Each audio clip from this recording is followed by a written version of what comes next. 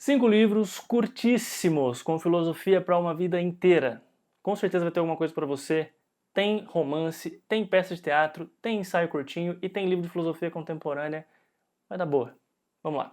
Alô, seja muito bem-vindo, muito bem-vindo a mais um vídeo no canal. Eu sou o Lucas e esse vídeo foi sugestão de uma inscrita que me sugeriu fazer um vídeo sobre livros como, Necropolítica, de Achille Mbembe. E eu falei, bom, eu vou dar uma desviada um pouquinho, porque eu vou fazer livros curtos de filosofia, com filosofia para uma vida inteira, né, na verdade. E aí, nisso, eu pensei, bom, isso é uma boa parte 1, porque depois eu posso fazer livros curtos de filosofia que resumem grandes temas ou que criam novos conceitos, e a gente pode ir muito longe daí. E, enfim, é da minha área de interesse. Mas o que eu fiz com essa lista aqui? Eu separei livros que estão mais voltados, não são tão específicos quanto Necropolítica, então eu peguei algumas coisas que são mais pautadas no que eu vim falando recentemente e no que eu falo no geral, como filosofia da arte, como questões mais ontológicas, existenciais, tanto que vai ter existencialista ali, e tem um, que é o romance, que eu já citei 1000 vezes aqui no canal, que é de um dos meus autores favoritos, é um autor, Albert Camus, que você já deve imaginar qual que é o livro. E se eu não te convencer no porquê que esse romance vale a pena, fica tranquilo que eu vou fazer um vídeo igualzinho não, mas no mesmo formato que eu fiz lá no início do canal sobre por que você precisa ler Grande Sertão Veredas, com passagens, com o porquê, o contexto, os in and outs do livro. Então já deixa o like, se inscreve no canal, toda aquela coisa boa, ativa o sininho, porque, enfim, o sininho hoje em dia aparentemente é mais importante do que se inscrever, porque não vai aparecer no seu feed e tudo mais, e vamos pra lista, chega de enrolar. Então, já tirando da frente aqui, Albert Camus, O Estrangeiro. Esse aqui é a versão que eu li na casa da minha mãe com, acho que 17, 18 ou 19 anos, não sei. E foi assim um livro que eu tava no momento, tava morando numa outra cidade, fazendo faculdade, não tava me adequando muito bem assim, aí eu li esse livro e era um livro que, pra mim, talvez eu esteja até confundindo a ordem aqui, provavelmente eu devo ter lido antes, acho que o que eu li antes foi o meu favorito, que é A Queda, e depois eu li esse. Mas por que esse é um livro relevante, né? Eu sei até o início dele, né? Aujourd'hui maman est morte, peut-être hier, né? Então hoje minha mãe morreu, ou talvez tenha sido ontem, né? Mamãe morreu. E olha que legal, o livro da minha mãe, Lina, agosto de 1989, que é um livro que eu guardo com muito carinho, porque foi o que me trouxe de volta, assim, tanto para casa como para minha identidade mesmo e tal. E é engraçado porque eu sempre me identifiquei muito com a maneira que esse personagem pensa. E esse livro especificamente, bastante como quando eu menciono Memórias do Subsolo, ele tem esse meio que fator dividido no meio. Então, ele trata de todas as questões existenciais, do existencialismo mais, como que eu vou dizer, mais otimista do Albert Camus, que era um cara galã, era um cara descolado, ele sempre se deu bem, sempre teve, reconhecimento crítico, conseguiu ganhar um prêmio Nobel antes, acho, dos 60, assim. Então era um cara que ele teve uma carreira muito boa. Então para ele era tranquilo ser um existencialista otimista, diferente do Sartre, outras pessoas assim. E até da referência dele, que é o Kierkegaard, que ele usa, eu quase trouxe um livro dele aqui, mas acho que fica muito voltado para a visão de um artista. E eu posso fazer, 5 livros com filosofia para quem está sofrendo com a arte, Já fiz o do Arte e Medo recentemente e eu acho que talvez seja relevante, mas falando em temas universais e filosofia de uma vida inteira, essa escolha entre o que você opta para sua vida, E tem uma questão bastante interessante na obra do Camus, que ele escreve meio que pares, Então, o par, a versão, ele fala, se você quer escrever filosofia, se você quer, fazer filosofia, escreva romances. E aí ele escreve um romance e meio que como um par, meio entre aspas, O Mito de Sísifo, que é um livro que eu também já recomendei muito no canal. Eu tenho tatuado um trecho aqui e esse é um livro, eu não quero dar muitos spoilers, porque assim, o começo dele, ele lida com esse absurdo de estar num mundo que é violento, que é hostil, que você está desconectado consigo e com o mundo, mas ele termina em algumas reflexões sobre o sentido da vida, sobre a importância que você dá a si mesmo e a sua relação com os outros. Pô, o cara matou, ele deu um tiro em alguém porque estava calor. O que isso significa? Por que o valor da vida do outro... Enfim, tem várias questões que eu não vou mergulhar demais neste vídeo, vou mergulhar no outro, quando eu fizer um porquê você precisa ler o Estrangeiro. Então, se eu não te convencer agora, espera aquele para ler. Se eu te convenci, já separa, lê. É curtinho, acho que tem 120 páginas, 100 páginas, então se delicie, é um livrão e não é à toa que ele aparece em todas as listas de clássicos aí, tá? Pode confiar. O gesto fotográfico desmente todo realismo e idealismo. As novas situações se tornarão reais quando aparecerem na fotografia. Antes, não passam de virtualidades, ou seja, possibilidades. O fotógrafo e o aparelho é que as realiza, né? O fotógrafo e o aparelho aqui como entidade. Inversão do vetor da significação. Não o significado, mas o significante é a realidade. Não o que se passa lá fora, nem o que está inscrito no aparelho. A fotografia é a realidade. Tal inversão do vetor da significação caracteriza o mundo pós-industrial, todo o funcionamento. E não podia ser ninguém mais, ninguém menos do que o meu escritor favorito, absolutamente de todos os tempos, Wilhelm Flusser, Filosofia da Caixa Preta. Por que eu estou falando de um livro de filosofia da fotografia, muito entre aspas, mas é uma filosofia da comunicação contemporânea? Tem um vídeo muito famoso do Flusser, que inclusive eu estava até pensando em trazer e reagir ele em live, porque eu não acho que seria um conteúdo legal de fazer num vídeo aqui, em que ele explica, né, a mudança desse vetor em que antes a comunicação, pensa a comunicação por rádio ou por, né, enfim, comunicação pública, na praça pública, era assim, do individual para o público, né? Então você se comunicava com a comunidade. E a partir do momento em que a televisão entra, e especificamente agora extrapolando isso para o smartphone, né, para o algoritmo, a gente sai do individual diretamente para o individual. Então essa comunicação que não é filtrada pela comuna, né, pelas pessoas e pelo compartilhamento, a gente vai dizer, filtro do público mesmo, e vai de individual para individual, eu gravando isso aqui, você assistindo isso no seu PC, no seu celular, na sua TV, por aí vai, é uma mudança de paradigma muito diferente. E, enfim, e isso tudo nesse livro aqui é falando só a partir da fotografia e do vídeo, e como o ato de fotografar, o ato de se comunicar, de criar imagens altera pro ser humano, né? O Flusser tem livros que é o Universo das Imagens Técnicas, tem a escrita, falando sobre a escrita como essa ferramenta, tem um que é Linguagem e Realidade, Língua e Realidade, que é um livro incrível, assim, que é como se fosse uma filosofia poética, e posso ficar falando de Flusser a vida inteira aqui, esse aqui nem é o meu livro favorito dele, tem um livro que se lê muito nas faculdades de design, que se chama O Mundo Codificado, né, que é um livro com uma capa toda estetizada e tal, então em termos de filosofia da arte ele é muito importante, mas eu vou fazer um vídeo também sobre um filme que eu acho que trabalha junto com essa filosofia do Flusser, que se você, né, já ouviu falar do Cronenberg, que é um diretor muito bom, que eu gosto bastante, inclusive na área de membros fiz um review de um filme, né, A Coisa, que eu assisti recentemente, né, O Enigma de Outro Mundo, O Enigma que veio do espaço, na verdade, e é um livro que eu acho importantíssimo, importantíssimo mesmo, especialmente se você nasceu na geração TikTok, na geração online, com smartphone desde criança.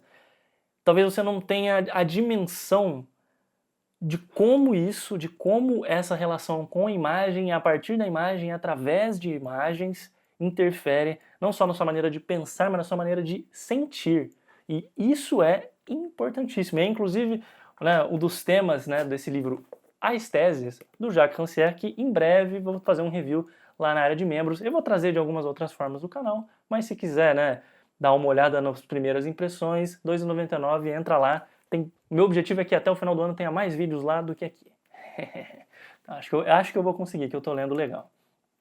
E já falando em Jacques Rancière, eu vou trazer um livro que não é um livro facinho, é um livro que merece várias e várias releituras, mas que é A Partilha do Sensível. Se você acompanha o canal há bastante tempo, você já me viu citar esse livro várias e várias vezes. É um livro de, vamos ver aqui, 70 páginas. 70 páginas e pequenininhas ainda, assim. Então, é um livro que eu li a primeira vez num projeto de faculdade, projeto de pesquisa que eu participava de cinema, né, com o conceito de texto expandido, e foi onde, inclusive, eu conheci Wilhelm Flusser e me apaixonei, mas, cara, é um livro que ele é pequeno, o Jacques Rancière ele é um grande filósofo da arte, né, e tanto que aquele livro que eu acabei de mostrar, o As Teses, ele propõe um pensar a partir não da estética, né, que são regimes, que a diferença da estética para a esteses, né, são maneiras de você interagir, são regimes de interação com a arte. Um é a partir da meio que interpretação e o outro é a partir do sentimento. muito em termos brandos, tá? E volta para essa coisa, a partilha do sensível, de arte, né, e interpretar a arte, questão de sensibilidade, experienciar o fazer e o consumir artístico, tem a ver com a sensibilidade, né, com a subjetividade e com um ato que vai além da exegese, não vou ficar usando termos assim, mas vai além um pouco da interpretação. E deixa eu trazer aqui um trecho que eu sempre gosto de citar, que eu cito em quase todos os trechos todos os vídeos ou textos que eu escrevo, eu escrevi, eu trago isso aqui. O homem é um animal político porque é um animal literário que se deixa desviar da sua destinação natural pelo poder das palavras. Essa literalidade é ao mesmo tempo a condição e o efeito da circulação dos enunciados literários propriamente ditos. E isso tudo é o que faz, né, que se liga ao que ele diz lá no início e que vai fazer muita diferença pra gente hoje em dia aqui, né, já em 2025 plus aqui, pensar, né, o nosso consumo de arte, como a gente interage com a arte. Quando ele diz que a palavra estética não remete a uma teoria da sensibilidade, do gosto ou do prazer dos amadores de arte. Remete propriamente ao modo de ser específico daquilo que pertence à arte, ao modo de ser de seus objetos. No regime estético das artes, as coisas da arte são identificadas por pertencerem a um regime específico do sensível. Esse sensível, subtraído às suas conexões ordinárias, é habitado por uma potência heterogênea, a potência de um pensamento que se tornou ele próprio estranho a si mesmo. Ó, o estrangeiro já está voltando, tudo começando a fazer sentido. Produto idêntico ao não produto. Saber transformado em não saber. Logos idêntico a um patos, intenção do inintencional, etc. E é isso. Quer pensar um pouco mais sobre como você lida com... Por que eu estou dando esse foco tão grande em imagens aqui? Porque eu acho que é loucura a gente não pensar no mundo contemporâneo e no nosso consumo aqui, quando a gente pensa sempre em entretenimento, a gente pensa em literatura, ou quando as pessoas dizem que o importante da literatura é porque ela te leva a outros lugares, e que poesia é imagem. Já conhece a expressão ut pictura poesis, né? Assim como a imagem, a poesia, né? Eu tenho um livrão sobre isso, que era do Mito das Musas, a Razão das Letras, que é um dos maiores estudiosos aqui, né, da literatura no Brasil, que é o Roberto Assis. É um livrão mesmo. É um livro que eu lia como se fosse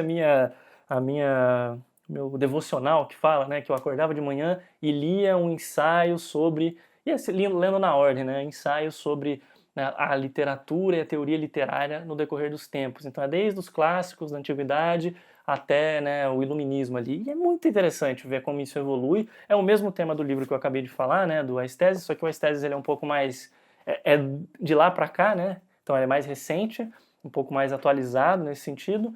E é interessante ver como algumas coisas a gente guarda meio que instintivamente, algumas coisas se tornam senso comum, no mau sentido, e algumas coisas a gente perdeu, que talvez seja interessante a gente retomar, né? Até pela vinda do pós-moderno e tudo mais. Eu acho que esses livros, se isso te interessa, se você pensa sobre isso, se você não está entendendo mais muito bem a sua relação com a arte, e isso é algo que vale para sua vida, algo que é importante para você, dá uma chance, porque assim, pode parecer que é muito complicado, mas isso muda vidas pro melhor, assim, pro bem mesmo. E falando em mudar a vida pro bem, antes de entrar aqui no livro que tem vídeo recente no canal, mas eu quero falar do Esperando Godot. Eu queria citar uma peça aqui, eu queria citar um livro um pouco engraçado, porque eu acho que para não ficar tão pesado assim, por mais que seja forte isso que eu vou dizer, eu acho o Flusser um pouco engraçado, assim, eu acho que ele escreve com bom humor e talvez seja só na minha cabeça, mas eu acho ele simpático, a maneira que ele escreve, os jogos de palavras, então pra mim é divertido.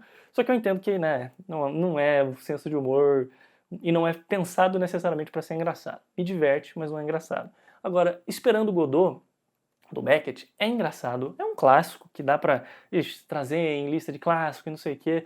E assim, é um livro, eu não vou te enganar, é um livro que a trama dele são dois caras esperando Godot, quem é Godot, é God, enfim, aí as pessoas vão ter N teorias.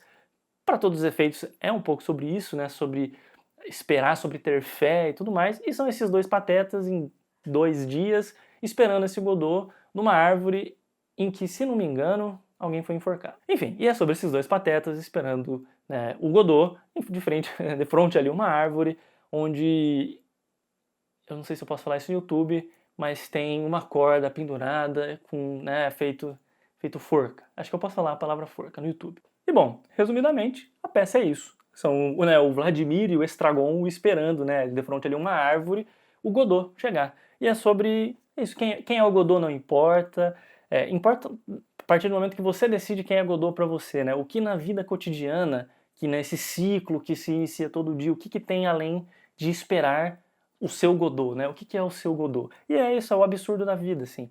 Independente do significado que você atribui à vida, aos seus motivos, às suas relações, o que te mantém nesse cotidiano, o que você está esperando? Você está esperando que a arte, como eu acabei de falar em outros livros aqui, que a arte te traga uma resposta, ou que o cotidiano seja enriquecido pela sua experiência mundana.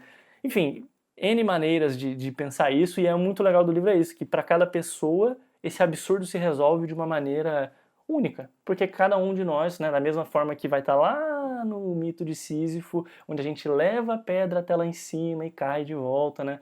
Essa personagem que todo dia é um novo dia, é o mesmo sofrimento. Como você encara isso? E aí, todas essas que eu estou trazendo, obviamente você já percebeu que eu sou, né, uma pessoa extremamente inclinada ao existencialismo otimista do Camus, porque para mim a arte é o que resolve grande parte disso, é o que tira prazer da gente viver. Então isso é óbvio que é o meu viés, mas você está no meu canal, então você está sujeito ao meu viés. Espero que você, em parte, pelo menos entenda isso, que, bom, essa é a minha visão e é uma visão otimista da vida, porque eu sou uma pessoa muito feliz e muito grato de ter lido esses livros no decorrer da minha vida, que eles me ajudaram muito em conflitos existenciais, como todos os existencialistas, mas inclusive a ajudar outras pessoas a entender, né, o lado do outro.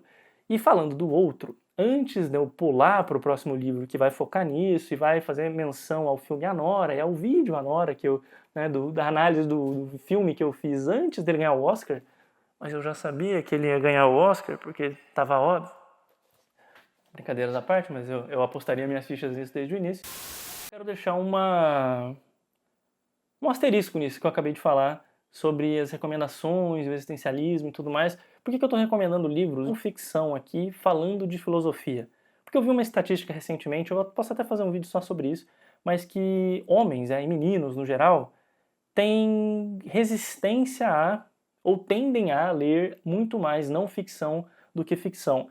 E isso é um problema porque é na ficção, nesse mergulhar em outras perspectivas, que você consegue cultivar a sua empatia, que você consegue cultivar a ideia de uma alteridade saudável, né? A alteridade é de pensar no outro. Então, se você é um menino e você vai só se apegar aos livros, né? Porque assim, é fácil para o menino, como foi fácil para mim quando eu era mais novo, eu ler Albert Camus, porque é um cara que pensava exatamente como eu. Então, conforme você for participando do canal, dá uma chance aos livros que eu for recomendar. Por exemplo, eu recomendo muito uma das minhas escritoras prediletas, que é a Lucy Collin.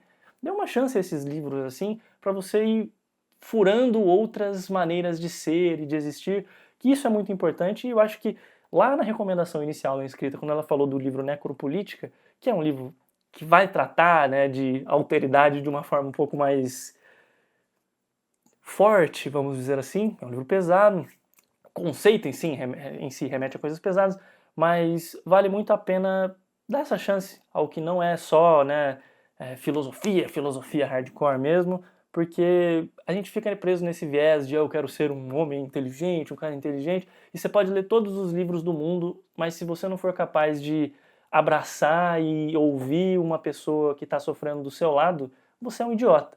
Então não seja um idiota. Dê uma chance a entender o outro, isso é muito importante.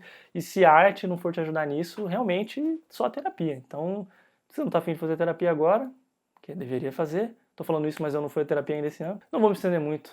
E vamos pensar no outro agora. Se você ainda não estiver preparado para ir pensar no outro do ponto de vista literário, vou trazer a Agonia de Eros.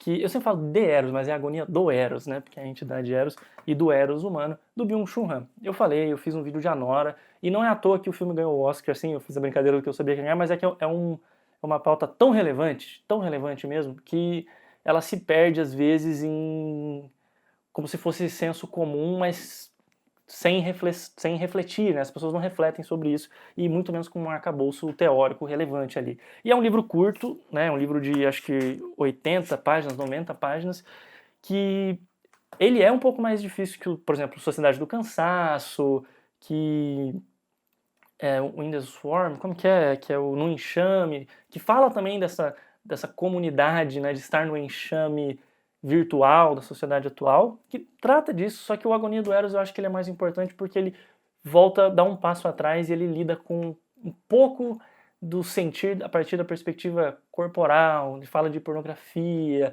fala da interação com o outro e de como essa homogeneização da identidade interfere as nossas relações com os outros. E é um livro que ele vai te permitir pensar sobre arte, sobre filmes e sobre as suas relações de uma forma muito mais rica, assim mesmo, para você talvez conseguir fazer relações de causa e consequência em momentos como, por exemplo, no filme, né, que eu falei do Anora, que é um filmaço, assim, eu recomendo mesmo, e eu sei que muita gente ficou triste que o Ainda Estou Aqui não ganhou, mas na minha visão é inevitável que, assim, o Anora, até pelos vieses todos, né, e o tipo de votação que acontece no Oscar, não ganhasse, mas é um livro, assim, tirando o patriotismo de lado, dá uma chance pro filme nessa lente, assim, e ver como, para essa personagem, tipo, essa Anora, ela não é só a representante de uma sex worker, caramba, o vocabulário foi embora aqui, mas não é só uma representante de uma garota de programa, ou de uma dançarina erótica, ou de uma pessoa que trabalha com o corpo. Porque a partir do momento que a gente está nesse vínculo, nessa chave da imagem e relação com o outro, a gente está vendendo o nosso corpo, de certa forma. Eu estou aqui através da imagem te alcançando, claro que com a palavra e tudo mais, mas vendendo o meu corpo, muito que entre aspas, mas é importante entender como que essa relação de alteridade, né, do eu para o outro, ela se constrói. E, enfim, esse é um livro pequeno que vai te dar muito pano para manga para você pensar isso o resto da sua vida. E claro que você pode ir além nas referências que ele cita e tudo mais, mas é um livro que, cara, é um esforço mínimo para um ganho assim, né? O retorno sobre o seu investimento é absurdo. Dê uma chance, leia, se precisar releia. Se quiser, Lucas, vamos fazer live discutindo tal capítulo, a gente faz com prazer assim mesmo. E, pô, é um livrão. A gente chama especialistas, chama alguém que fez um doutorado em Byung-Chul Han, né? Que ele tem. O doutorado do Byung-Chul Han, inclusive, é um livro que é interessante de citar, mas é um pouco mais longo, que é o Topologia da Violência, que parte desse princípio de que o local da violência contemporânea é interiorizado, né? É de dentro para dentro. É a filosofia da performance, da autocobrança, né? Do jogar, enfim, do violentar-se a si mesmo, psicologicamente. Então ele fica muito nesse âmbito do psíquico, assim, e vale a pena ler mesmo. É um livro pequeno, mas denso, e de todos aqui talvez seja o que tem mais relevância imediata, exceto o próximo, porque o próximo é o último livro que eu li, que inclusive eu postei que não chega nem a ser um livro, é um ensaio de tipo 35, 40 páginas e tem versões de 90 pela diagramação, mas assim, é curtíssimo, muito curto. É papo de você ler em 2, 3 horas e acabou. 2 horas, sei lá, no máximo. E, cara, que livro incrível, incrível. Eu fiz um review dele ali na área de membros e eu não vou cortar o vídeo aqui e dizer, vai lá, vem na área de membros, que eu quero espalhar a palavra desse livro mesmo. É um livro incrível, é um texto incrível. E que texto é esse, Lucas? Que texto é esse que você quer espalhar a palavra para que todo mundo leia e não deixe de ler? Cara, é um texto, eu li no Kindle recentemente, né? Eu peguei de graça lá, que é uma das pequenas vantagens, né, de gostar de literatura do início do século XX para trás, que você consegue muita coisa de graça. E, cara, que livro, que texto espetacular, assim. Veio no momento em que eu estava precisando dele também, até do ponto de vista profissional, mas se chama Self-Reliance, do Ralph Waldo Emerson, que é um autor bem famoso, assim, especialmente nas letras americanas, assim. Ele é um ator que meio que fundou, ou um autor seminal ali da cultura de letras americana, e ele tem esse aspecto, ele foi traduzido algumas vezes aqui em português como autoconfiança, mas não é autoconfiança, autoconfiança dá uma ideia muito de autoajuda para ele, e eu acho que isso é em detrimento do valor que o livro tem mesmo, que o texto tem, né? Eu falei, em volta entre 40 páginas. que você acha gratuitamente. Se eu achar um link dele traduzido, eu vou deixar aqui nos comentários. Então, nos comentários não, mas posso deixar um comentário fixado, tanto quanto na descrição. Então dá uma olhada, sempre que tem versões gratuitas eu deixo ali. E, cara, é um livro, né, que, partindo do princípio que a tradução não é autoconfiança, mas é autossuficiência, né, self-reliance, né, eu consigo depender de mim mesmo, do meu eu.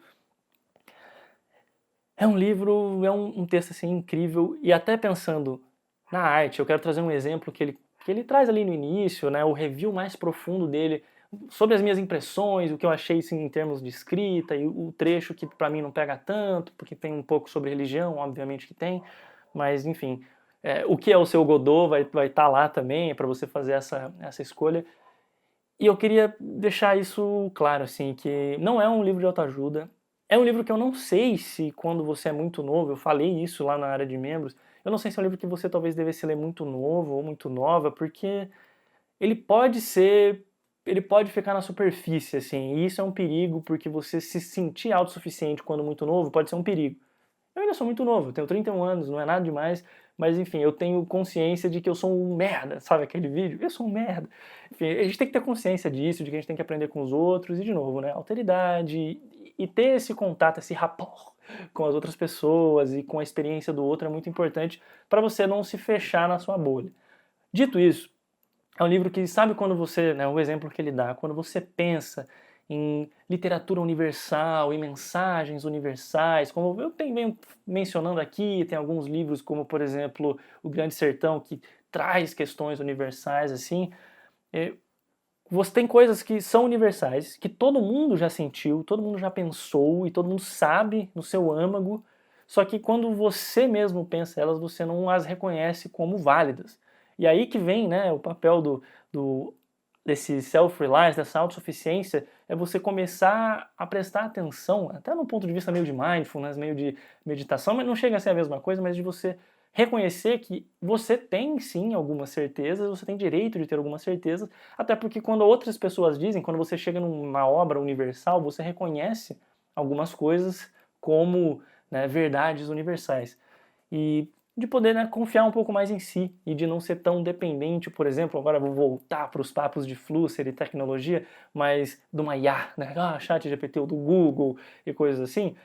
Tô descendo para um nível, né, superficial aqui para brincar, mas é importante, eu acho que a gente vem perdendo bastante isso, até pensando na relação aqui de booktube ou de crítica no geral, assim, a gente vê os filmes e vai ver o que alguém disse do filme, para ver se, pô, eu perdi alguma coisa, ou porque às vezes você pode só não ter gostado e tá tudo bem, não quer dizer que o filme não é incrível. Você não gostou de Anora? Tudo bem, não gostou, às vezes não, a maneira que isso foi apresentada esteticamente não te agrada e você tem o direito de não gostar. Agora, não vai, né, não vai ser demérito do filme de não ter te agradado especificamente, não é porque ele não te agradou que ele não vai ser bom. Enfim, alteridade de novo, estética, interpretação, filosofia, tudo isso, tá vendo? Mesmos temas, camadas sobre camadas, e eu acho que isso é muito importante. E esse é um texto pequeno que, pô, tem grandes chances de te impactar assim muito positivamente. E até pensando em pessoas que estão em processo de depressão, que não estão bem, ou que a gente fala muito em crise, né, crise do impostor, não, síndrome do impostor. E no trabalho isso vai ser bastante impactante, assim, e não é nem falando em maneiras de se afirmar, mas em maneiras de entender que você existe e a sua perspectiva existe, e ela é válida e que você não precisa validá-la através do outro. Né? É importante entender o outro para entender que o outro também tem os mesmos conflitos que você, ou conflitos às vezes diferentes um pouco que os seus, mas que também são válidos, e, enfim. Só que isso, o fato de existir o outro não anula a sua existência, e o fato do outro pensar X não impede que você pense Y, e que vocês convivam de maneira que vocês alcancem Z, sei lá. Aí dá pra, né, viajar. Mas dê uma chance. Se eu tiver o link, em inglês tem, então já vou deixar, se você ler em inglês, eu vou deixar o link aqui. E se eu achar em português traduzido também, vou deixar. Podemos fazer, né, pô, sei lá, um clubinho de leitura de pequenos ensaios filosóficos na área de membros, enfim, possibilidades há. Mas dê uma chance. E leia um pouco fora da sua bolha. Se tem algum livro aqui que, pô, esse aqui é o que eu mais tenho vontade de ler, esse aqui é o que eu menos tenho vontade de ler, talvez inverte, lê o que menos antes do mais, e aí vê que, nossa, minha expectativa estava invertida. Não sei, o tempo é seu, a vida é sua, mas o prazer é todo meu de ter você aqui. E muito obrigado, sim, por me ouvir falar aqui quase meia hora de livros de filosofia para a vida inteira. E é um prazer imenso. Pode ver como eu estou animado. É domingo de manhã e eu estou fazendo isso porque me diverte. Enfim, a vida é muito boa. Tente fazer leituras que te agradem. Não fica, se você já leu O Estrangeiro e não te convenceu, espera sair o vídeo, vê se eu te trago uma outra camada ali. Não se força, cara. Se diverte. Tem muita vida pela frente. Daqui 10 anos talvez te interesse mais do que te interessa hoje. E tome muito cuidado com essas listas de clássicos, você precisa ler, não sei o quê. Eu vou fazer o vídeo com esse nome, mas é porque se eu não coloco esse nome, você não clica no vídeo. Por quê? Porque você não apertou o sininho, não deixou o like, não se inscreveu no canal. Então, assim, conforme você for um pouco mais gentil consigo e comigo, eu não preciso fazer um título do porquê você precisa ler O Grande Sertão Veredas. Você não precisa ler Grande Sertão Veredas. Assim, é um prazer enorme, seria muito bom que você lesse, por isso que eu vou deixar o vídeo recomendado aqui. Mas, cara, a vida é uma só. Vive a sua vida como te convier. Tá tudo bem. E tenta dar uma chance para esses livros e melhorar aí seus horizontes de leitura. Eu sou o Lucas, espero não ter te enchido muito o saco, mas eu acredito que esses livros podem realmente fazer muito bem, como me fizeram a mim. E é isso. Tchau.